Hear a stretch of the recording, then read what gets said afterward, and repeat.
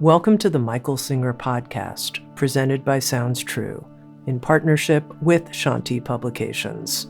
For more information about Michael Singer's work, access to all prior episodes, and information about upcoming releases, we invite you to join us at michaelsingerpodcast.com.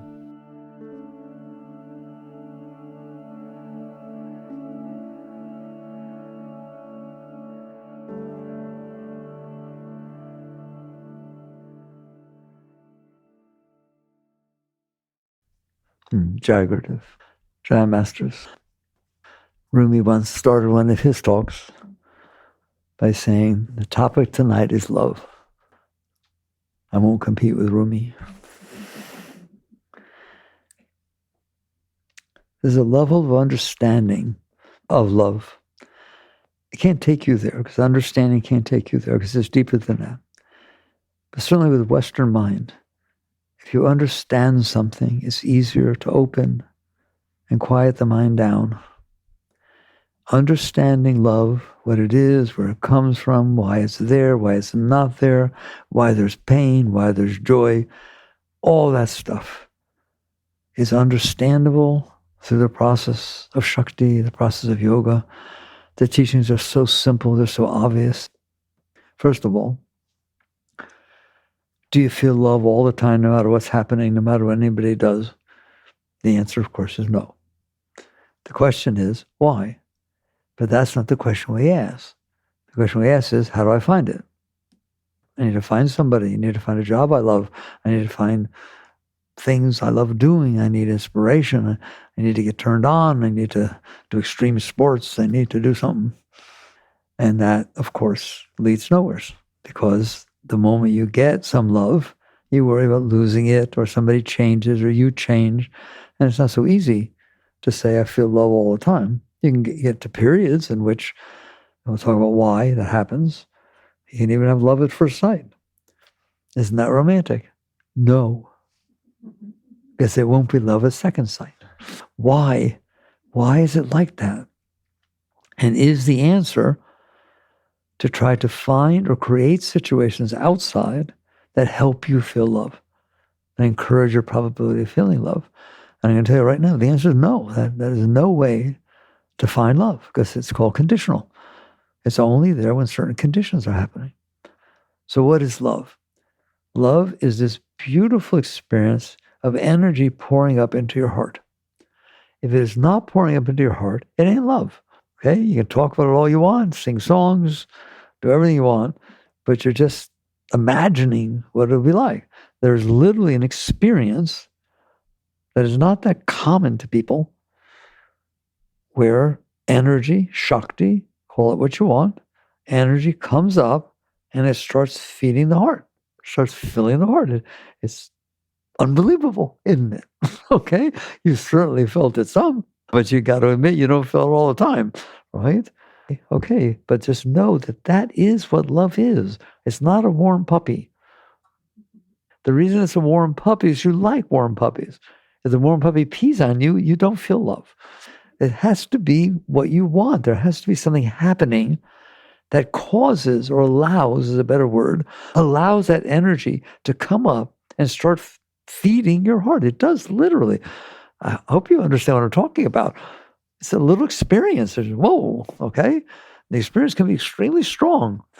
And I'm going to talk about later why, but it can literally connect with another person. You can feel this energy come into your heart, be sitting with somebody in quiet, and feel this connection, this pillar of that energy come out and to join another person's heart. That's when you say, I'm in love with you. You sing all kinds of nice songs. Have you ever felt that? Have you ever felt not just your love, but the connection that can happen with another person? Okay? Isn't that beautiful? Trouble is, it doesn't last, does it? You feel as romantic as you want, and a chance in the world it lasts. All they have to do is say the wrong thing, do the wrong thing, not show up at the right time, wear the wrong thing. Imagine you're into certain kind of clothes and somebody shows up with a bow tie. No, all right? It doesn't take much for the love to stop. You're on a date. It's wonderful. You're romantic. It's just really feeling love, right? And he or she slurps their soup. No, my grandfather used to slurp his soup. My mother, no, I don't want a soup slurper. Do you understand that? It does not take much for that flow to stop, does it? But it takes a lot for it to start. What is going on? That, if you have this discussion, that's about love.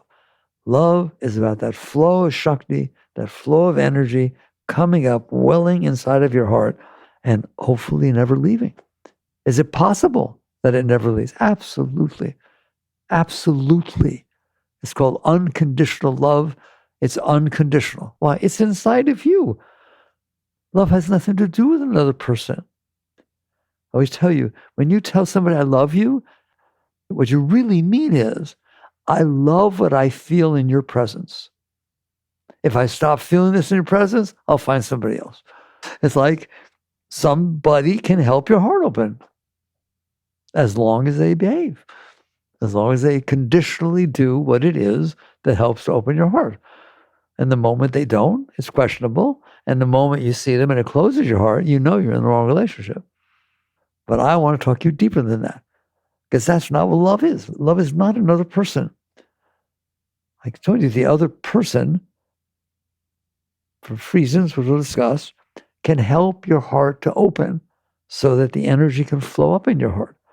But then you get lost in the other person instead of saying, I love love, which is what you love, by the way. I love love. So, all right. So what's going on? I kind of let the cat out of the bag early, okay? There are things that can open your heart. Maybe you've noticed. A job can open your heart. You can be all enthused and can't wait to go to work. You're just excited about what you're doing until the boss says, that was terrible. I never think you'd ever do a job like that. That's it. How long is it going to take before you feel comfortable going to work? Come on. It's not that things can open you. It's that things can close you. The tip I always give, if you want to feel love all the time, if you want your heart to be open all the time, don't close it. There's no can opener in there. You're not going to be able to pry your heart open. But if you don't close it, you know what closing your heart is. You do it all the time, all the time.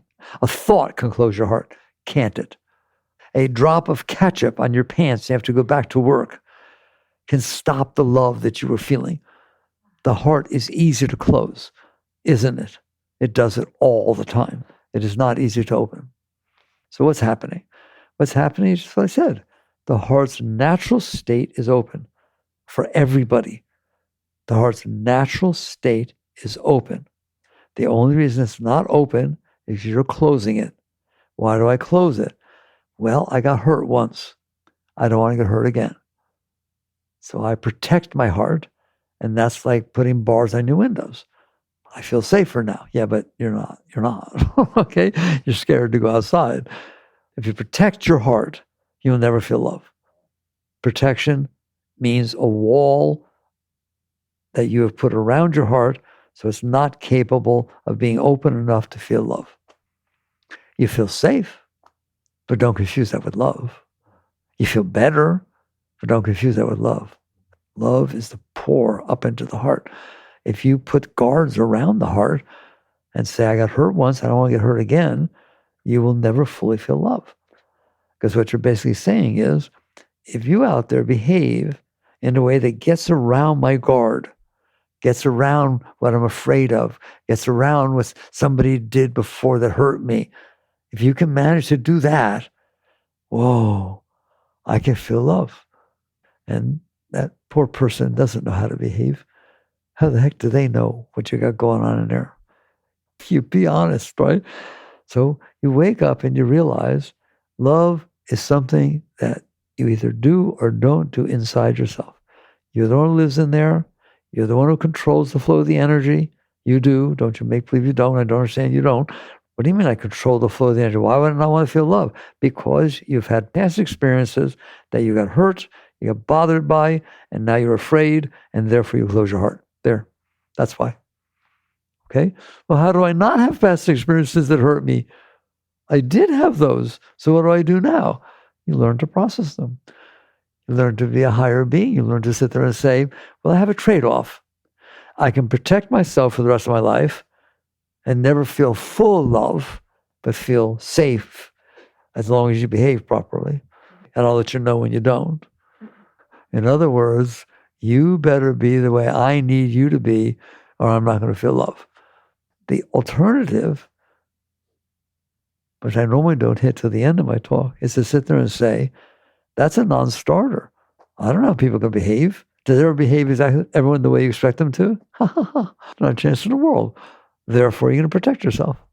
So the alternative is, instead of trying to make other people be a way that doesn't hit your stuff, that doesn't trigger your closing, that doesn't bring up the insecurities and fears and all the stuff that's in there, instead of trying to manipulate people, places, and things outside so they don't hit the stuff, you learn to welcome it hitting yourself. You learn to sit there and say, I'm not going to play that game because it's very temporal. Like training a dog. I trained you how to be. How come you weren't that way? I'm so disappointed in you. Fine. Instead, this is the tough part. This is spiritual. You go inside and you say, I live in here. No one else does. It's my heart, it's nobody else's. It's what I did historically with my heart that has made it so I don't feel love all the time. What I need to do is fix that, not fix somebody else. And wow, what do you see what that does to your relationships? All of a sudden they last, because they're not about people being the way you want them to be. They're about you using the relationship to get rid of yourself. That's the bottom line. And that's the only true way to feel love. Okay? I talk about Rumi to start with. Rumi had a quote. Yesterday, I was clever, so I was trying to change the world. Today, I'm wise, so I'm changing myself. That is the only way you will ever have that type of love. That should be the meaning of your life. If you could live one day, 1 hour with that love pouring through you, you'd say, I lived full. It was worth it. It was worth it. Well, I want you to live every moment of your life that way.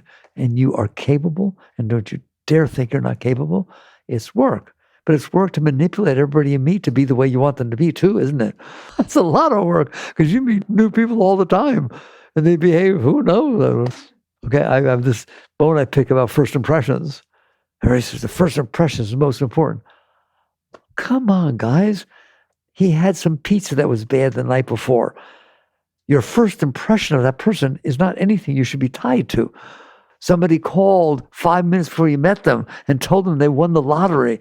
Your first impression should not be how you're judging this person. First impressions, ready, are meaningless.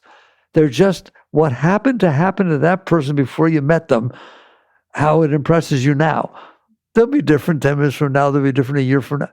Well, why would a first impression be important? I always teach you, people, they're experiencing different things. And those things they're experiencing are affecting how they behave now and how they think now. It can change. You've changed your mind lots of times. You've behaved differently at different times. So a first impression just happens to be what's going on at that moment in that person's life, interacting with what they're interacting with, and that's how they behaved. And you're going to say first impressions are important. I don't know why they tell you that. That's crazy. In addition, it's worse than that. If you had a bad phone call 10 minutes before you met this person, I extremely doubt you'll like the person, no matter what they do. You're not open. So your first impression is really you. Isn't it unbelievable? They say first impressions are the most important. They're the least important. You should take them with a grain of salt. Let the person be different next time. Give them a chance. So we're basically down to saying the reason you don't feel love all the time is because of you, not because of somebody else. It's not because you didn't find the right person. Not because you didn't find the right job. Not because somebody behaved the way you didn't want them to. It's because you stored this stuff inside of you. Psychology says you're the sum of your learned experiences. You're not. You're the consciousness noticing that what you're carrying in there is the sum of your learned experiences. You're programmed by your past experiences. If something happened in your formative years that left an impression on you, it's going to come back up when you date somebody. It's just you had these experiences, didn't you? If someone behaves in a way that reminds you of those experiences, then you project that onto that person. So you get to the point where you understand if you want to have an open heart, you have to learn to not learn to open it, because you don't know how to do that. I agree that right now it takes a stimulus from outside to match your stuff good enough for you to feel love. That's what your love at first sight is. Look, he wore his hair just like my brother. And my brother died in Vietnam, and I've always missed him. I haven't seen anybody who reminded me as much as him. I think I'm in love. It's not your brother. It has nothing to do with your brother. But it did open your heart, didn't it? If it doesn't match the bad stuff you stored, if it matches the good stuff you stored, there's a tendency for the heart to open. Okay?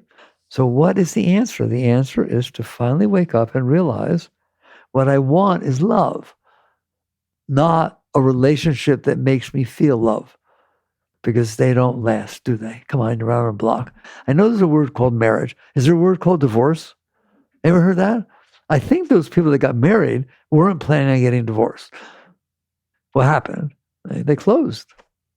They closed. And every time they see that person, it reminds them of the financial problems they had together. There was this, was that. Something that happened in that relationship that you closed. They closed.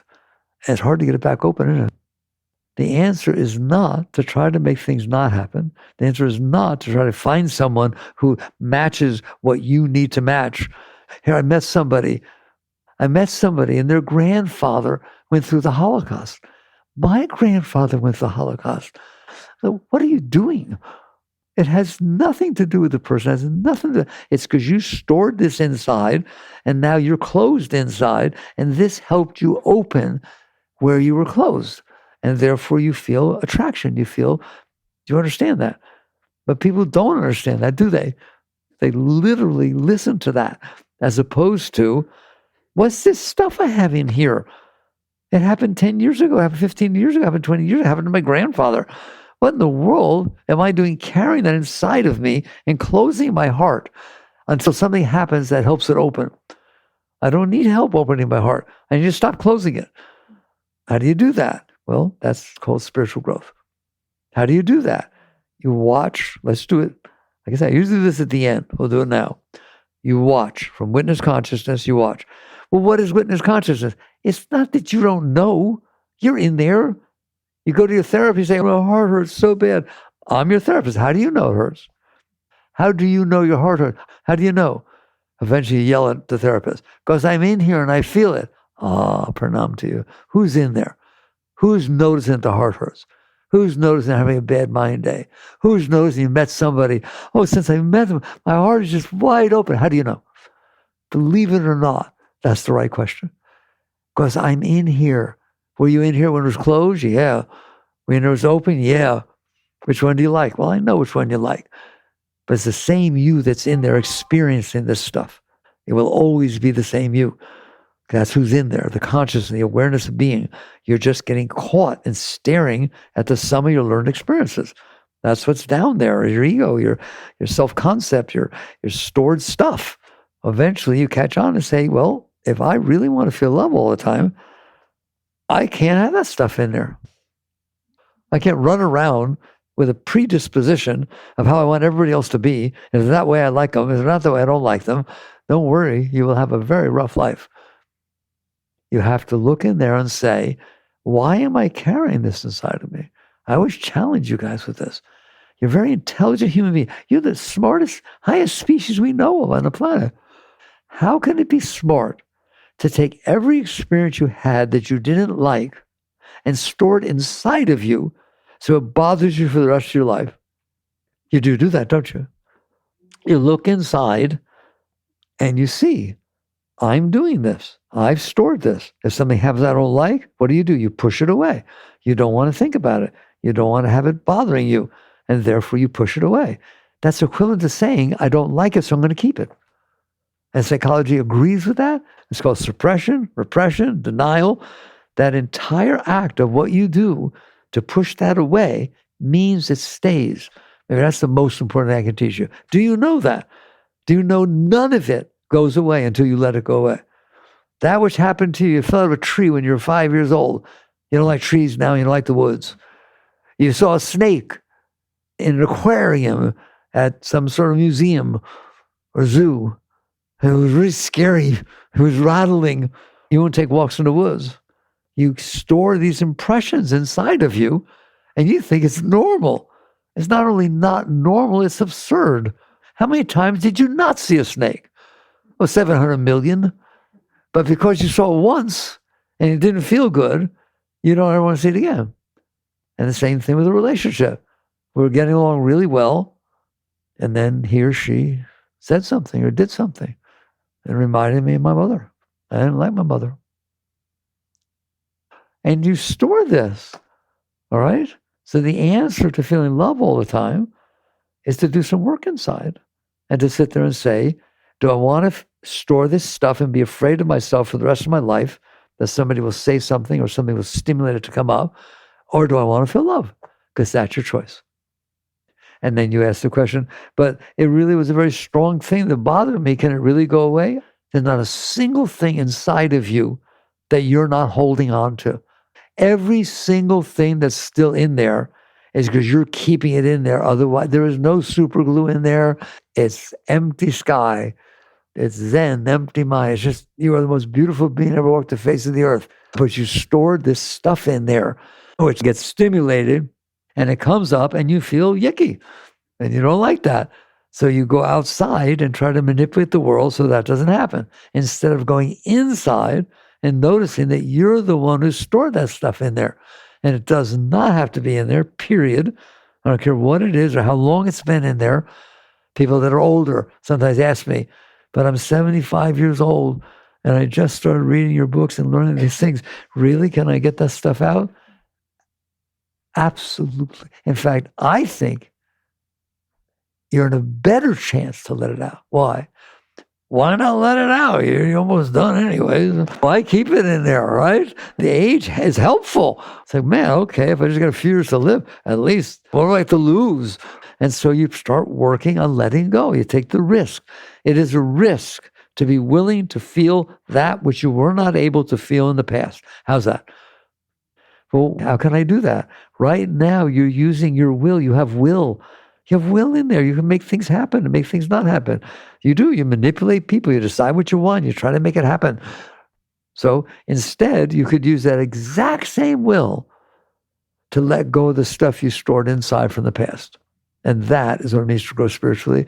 And if it tells you otherwise, you can do anything you want. You do all the techniques you want, everything like that, until you look in there and say, I don't think so. You just look down and say, okay, I have these tendencies. Okay, I have these likes and dislikes, and they're all pre-programmed. There's not a single thing that you like or dislike isn't based on experiences that you had. If I talk to you about something you've never heard of, you go, oh. All right. But I say one thing that touches your stuff, positive or negative, whoa, you can relate to that totally. It is the sum of your learned experiences. Psychology teaches you that. Man is the sum of his learned experiences. It's not true. Your psyche, the combination of your mental and emotional personal self, is the sum of your learned experiences. You're not. You're in there noticing that you have tendencies. You're in there noticing that you have problems. Do you notice you have problems? Do you notice you have soft spots? A lot of people go see the parents. I like that part. No, I can't handle my father, my stepfather. I can't. I hate to go home, right? Well, that's absurd. There are 8.3 billion people on the planet Earth. You happen to know this one. They're all weird. Don't worry. Everybody's the sum of their learned experiences.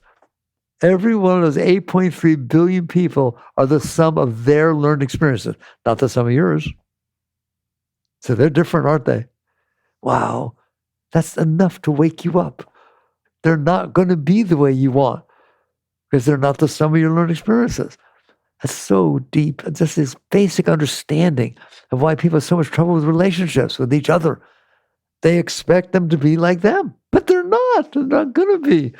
And so what you do is try to make them be that way. Do you understand that? A person is not going to. I've been dating for how long? 6 months. Do you feel you know them? Yeah. They're 28 years old. They've had 28 years of every moment having experiences, and you've known them for 6 months, and you weren't with them totally every minute for 6 months. If they went to work and something happened at work, they're not the same person who came home. Well, what do I do about that? Ready? Accept it. Honor it. Respect it. Respect that people are not the way you want them to be. and they are not going to be the way you want them to be. And if you want relationships with them, you have to take the following attitude. Oh boy, look, he's just like me. No. Oh boy, I get to meet somebody else. I get to meet somebody else, not me, because what I want is for you to be like me. I told you, we're not a dating service. Some people, which I'm fine with them. I'm fine with everything. I understand everything, right? You go to a dating service online, and they start asking you questions. I'm a programmer. Be aware. Somebody program that, okay? So that's who's going to decide who you date, the programmer. All right, so basically, there are these questions come up.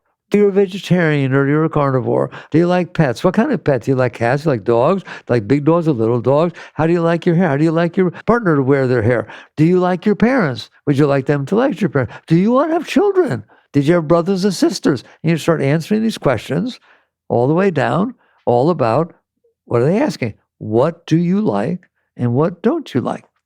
And I guarantee you, they're going to pick this dating person based on what best matches what you said you like and doesn't match what you said you dislike. In other words, you want to date yourself. The moment the person's not the way that you feel that, oh, I thought you said you liked dogs. I lied. Oh, it's so cute, isn't it? You understand what's happening? Eventually, if you want to be happy, if you want to feel love, if you want to be inspired all the time, if you just want to wake up in the morning, you know how a great being wakes up in the morning? I'm back. Not a thought on your mind, nothing bothering you. You didn't bring yesterday into today. I'm back. I'm ready to go. Bring it on. What's going to happen? I don't know. I don't care, but it's going to be exciting. Why? Because I said so. But what if something happens you don't like? Then I need to work with that and get rid of that. Because I'm dealing with a little planet spinning in the middle of nowhere, and who am I? We're going to be here for 80, 90 years. It's been here for 4.5 billion years to wake up in the morning and decide what I want to happen. Because it ain't going to happen. Okay? What's wrong with saying, bring it on? Bring it on. I'm ready. And that's exciting. I don't care what happens. I just care that I embrace what's happening. I give my best, my whole. Why not? You're on a planet in the middle of nowheres. If the entire Earth blew to smithereens tomorrow, just gone, it's just pieces of rock flying all over the place, a few planets would change their orbit and nothing else in the entire universe would know you existed. Not just you personally, any of it. 1.3 million Earths fit inside the sun. That's a big number. 1.3 million. 1.3 million Earths fit inside the sun, and the sun is one of 300 billion stars in your galaxy, and there are 2 trillion galaxies, and you care that you drop some ketchup on your pants, or that somebody didn't say hello when you said hello to them. You like being neurotic? No. I would like to wake up in the morning and realize I'm on a little planet spinning in the middle of nowheres. Okay. And I ain't going to be here very long. Why would I want 1 minute of my life wasted on fear, anxiety, ego, self-concept, self-consciousness, embarrassment, guilt? What am I doing? Why would I want that to be my experience when I dropped on this little ball? That's kind of exciting. We haven't found anything. I just read recently that Hubble, either the Hubble or James Webb, focused on an exoplanet more than they've ever focused before. What they found was just rock, just dead rock that was circling that star. There was nothing there, okay? It's like the moon. Wasn't it exciting? We went to the moon. I love the astronaut went to the moon. It was kind of barren, have you noticed? The dark side didn't look that different than the other side. It's just, there's potholes of rocks, okay? Is that where you live? Or are there dolphins and birds and trees and grass and music and computers and AI? Are there exciting things on this planet? Can you handle it? Can you embrace it? Can you enjoy it? Can you have a good time? What is the purpose of being born on the most beautiful planet that's so far beyond anything you can imagine and not have a good time? Well, how do I have a good time all the time? By having a good time all the time. Well, what does that mean? It means you don't wake up in the morning with a list of what you want to happen. Because if you haven't noticed yet, it's not going to happen. And you may be neurotic trying to make it happen. Or you will project that it's happening and you'll find out, oh, it wasn't really happening. They were lying to you. They just didn't tell you. Or you project that it's terrible and you find out it's wonderful. It's silly. You don't know anything. I talk to you about that all the time. The world unfolding in front of you is not the result of your learned experiences. It is the result of its learned experiences. It's called physics, cause and effect. Things happened outside before you showed up. You walked into a restaurant. You wanted to be playing the music you want, have the waiter be the way you want, have this happen and nobody be talking too loud, and the special be what you want. How can it be the way you want? It existed before you showed up. It has its history, doesn't it? Every person you meet, they're not going to be the way you want. That's supposed to be the way you want. Nothing's supposed to unfold the way you want. You're supposed to want the way it unfolds. Why? Because it's realer. Yours is a tiny little bit of information. Some of your learned experiences, I told you, is statistically insignificant. Not only are there 8.3 billion people on the planet Earth having all had their own experiences, but the whole history of the planet, of every plant, of every single thing had its own experience, didn't it? And you didn't know what your experience is. Here's the ultimate, then I'll move on, right? I can't believe it's raining. Why does it have to rain on my birthday? It doesn't know it's your birthday. It has nothing to do with your birthday. How silly is that? What you're doing is taking the sum of your own experiences, your preferences, your hopes, your dreams, your concepts, your views, and projecting them onto a world that is the result of cause and effect. And those cause and effects, they just stretch together and come together at a moment. And you don't know about that moment. You don't know a single thing about the cause and effect. You have a car that broke down. Why? Why did my car have to break down? I have to get to work. It has nothing to do with the fact you have to get to work.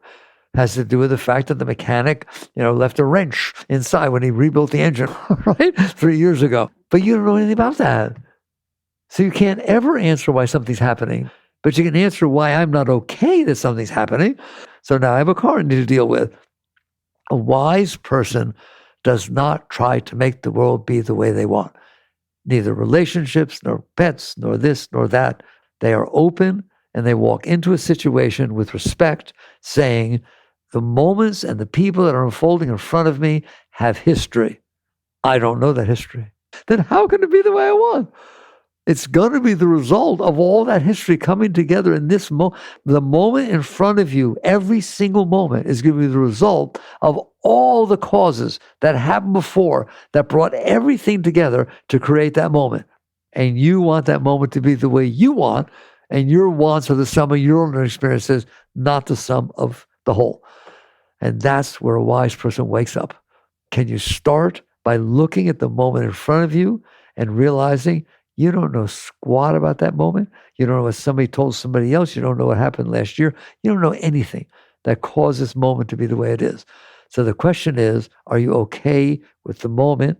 When you're okay with it, doesn't mean you don't do anything. As a part people understand the teachings.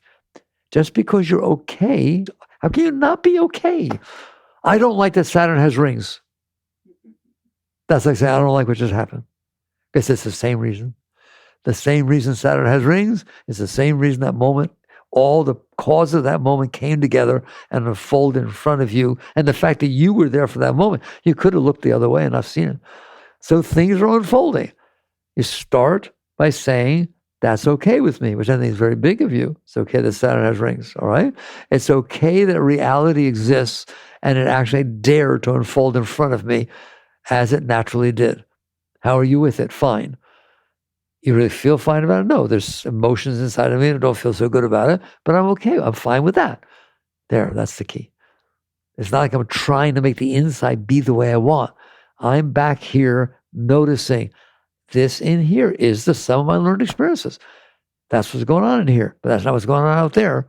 So as an intelligent person, I look out there and I say reality wins. It always wins, all right? You can't make what happened not happen. And so I'm in here, the moment unfolds, I go, be here now. I'm in here, the moment unfolds, it comes in, it sometimes hits my stuff. Makes me feel nervous, makes me feel weird, makes me feel jealous, makes me feel insecure, okay? Get straight. I do not teach that you're not supposed to feel that. Nor do I teach that you're supposed to feel that, get into that. No.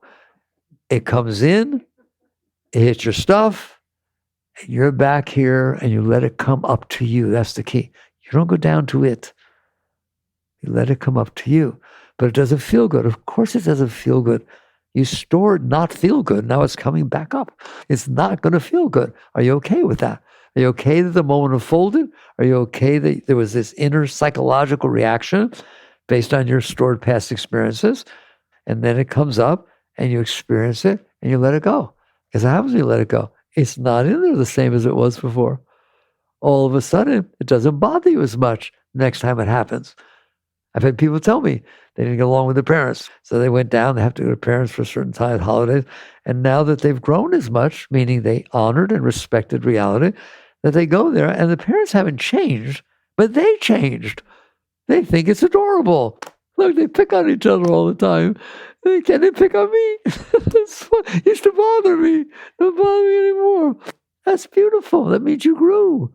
That means you're capable of handling reality. It passes through you. And I'm telling you, when you learn to handle the discomfort and say, fine, there's discomfort. People play sports. They play football. They play hockey. Are you kidding me? Beat each other over the head with hockey sticks. Probably doesn't feel so good. I'll tell you, if you're a lineman and professional football or high school football, anything like that, man, every single time they go at each other, bam, the elbows go up, smash each other. Serious stuff, isn't it? They don't go cry. I think, I said, that's what's amazing. They kill each other. By the time the game's over, look at it. They come up and they hug each other, sweaty mess, just hug the other team. Have you noticed? Isn't that beautiful? I like that.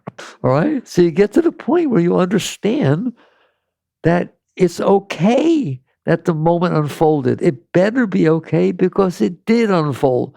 If you are having trouble with it, it means it already happened. You're never going to make it not have happened. Can you make something that happened ever not have happened? Of course not. You have to have a time machine. What if somebody apologized and it still happened? It's still in there. You just forgave them. Somebody apologizes and you forgive them. What does that mean? Well, it's better than not. But I tell you right now, if they do it again, it's not that it's not still in there. It's still that sensitive spot. Otherwise, they wouldn't have to apologize. Some people say love means never have to say you're sorry. In other words, I can handle you. I realize you're different. I can handle you. Don't worry. Don't worry. You're in a bad mood. It's fine. You didn't say hello when you came home. Okay. Let's have a nice evening. It's okay. That's what it means. Love means never have to say I'm sorry. It doesn't mean nobody did anything. It just means I love you. I love you. You can handle things. You just handle them. You just let go, let them come up, and let them go. That's your life. Now, what do you do when something happens outside that creates that reaction inside? You've let go. You're not fighting it. It comes up, you let it go. Then what takes place? Now you come out and you deal with the situation. Some people think that when I talk about surrender and so on, it means you don't deal with the situation. That's not true. Surrender is something you do inside. You let go of your tendency to resist. You let go of your tendency, which is based on your past experience. The only reason you're pushing it back down is you don't like it. The only reason you don't like it is the past experiences you had. If you grew up in a home where at dinner table, everybody fought. That's what they did. It was fun. It just all fought. Okay? They argued. It was just family affair. All right? Then you go and you're having a date with somebody and there's a little arguments taking place and you get all upset because that's not what your family was like. It's silly. You have to remember what I told you. You are the sum of your learned experiences. It's not right. It's no more right than anybody else's. It's just the experience you had. If you had different experiences, you would think differently. It's not something you made up. You were programmed. So you just get to the point where it's called acceptance and surrender. And that means inside, not outside. Inside, things take place. You honor their right to exist. There are causes made them be that way. And so it comes in, eventually you let go. Eventually you just learn to let go, letting go machine. Whatever comes up, it's okay if it doesn't feel good. It's okay if it does feel good. There are things you get attracted to that you shouldn't be going with, okay? So if you felt a tendency, you didn't go with it.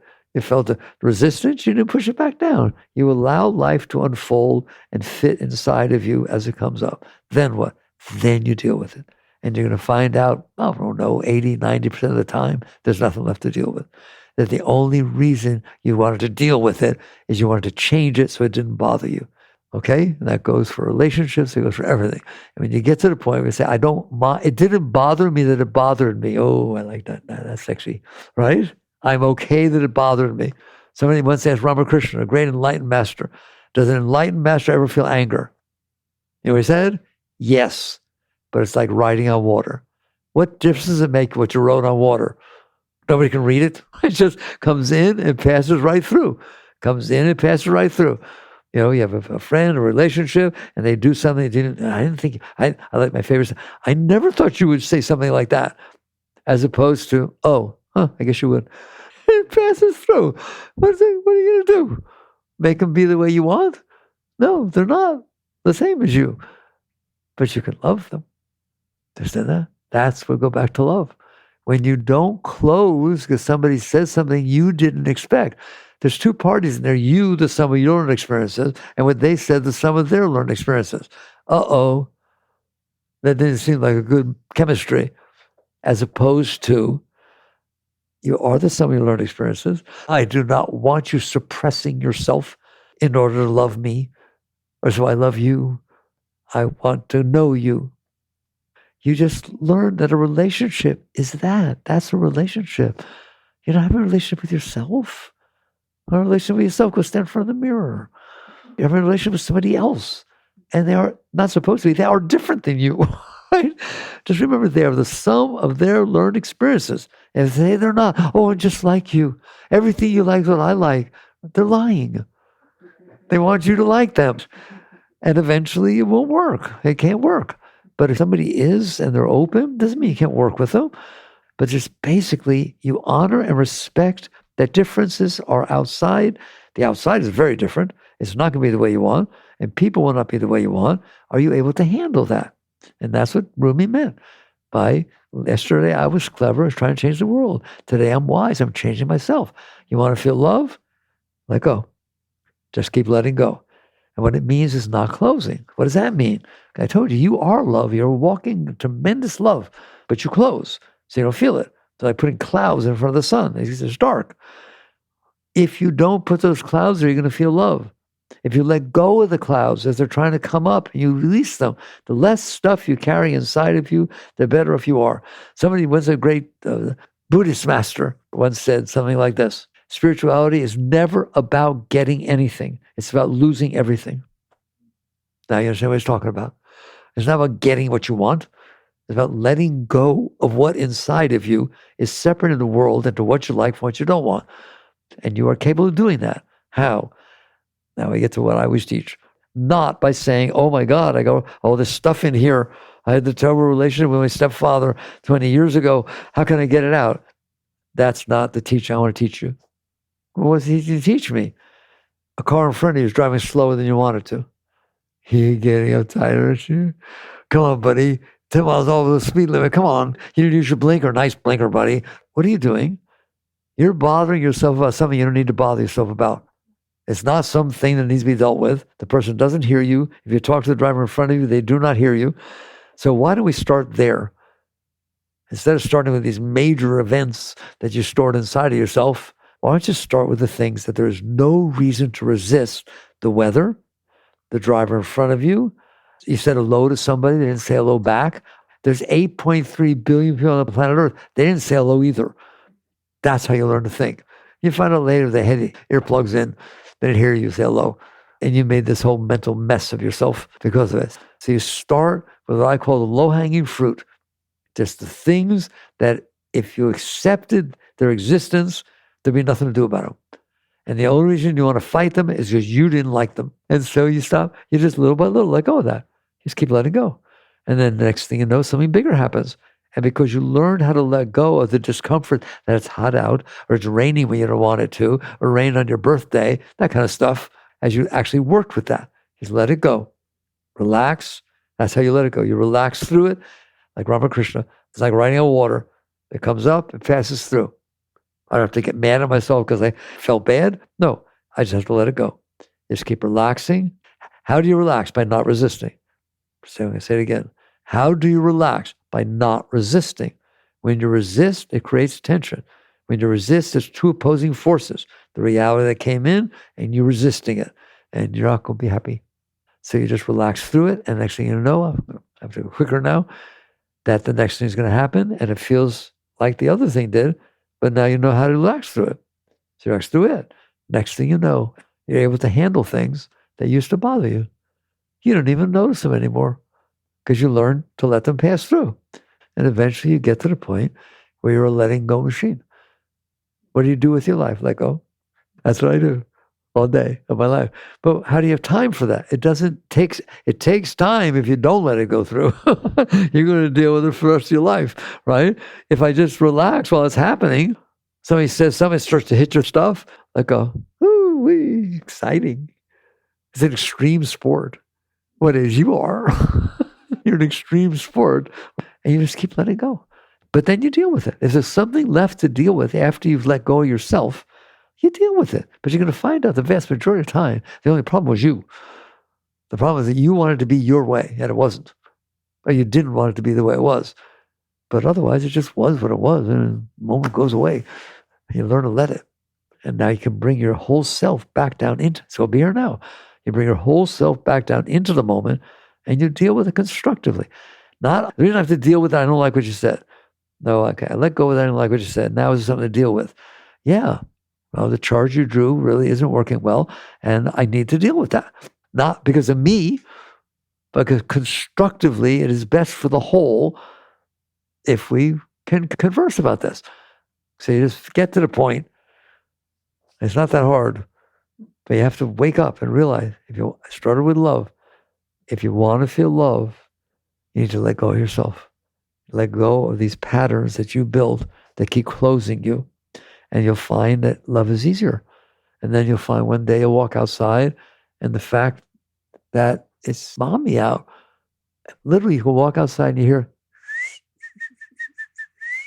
and you realize, I never really heard that before. Of course not. What you hear is, I don't like that, what am I going to do? All right? And the next thing you know, because you let go, there's these things are turning you on, the natural things in life. And eventually you will keep your heart open and then it will stay open. But what if it starts to close? You decide, is whatever happened worth closing my heart? And eventually you will say, no, nothing you did is worth closing my heart over. Now I can stay open. Now we can deal with things. All right. Very good. Jagrata.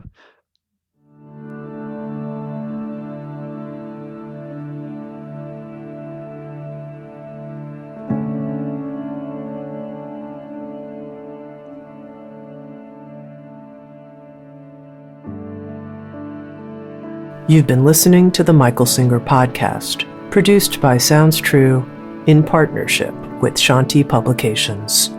For more information on Michael's body of work and all back episodes, please join us at michaelsingerpodcast.com. Thanks so much for listening. Sounds True, waking up the world.